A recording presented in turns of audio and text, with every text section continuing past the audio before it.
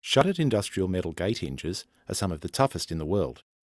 These bolt-on hinges are suitable for heavy, commercial-style gates. From inside the gate, place one hinge into the desired position and mark the centre hole.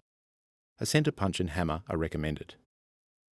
Drill a pilot hole and then the larger hole. Repeat this process for top and bottom hinges. Ensure all holes are drilled level through the gate frame and post.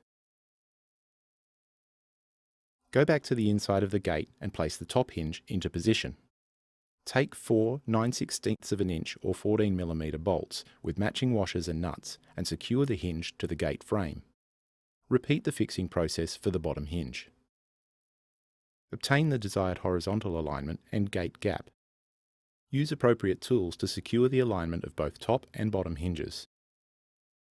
Your shuttered bolt-on gate hinges are now ready for use.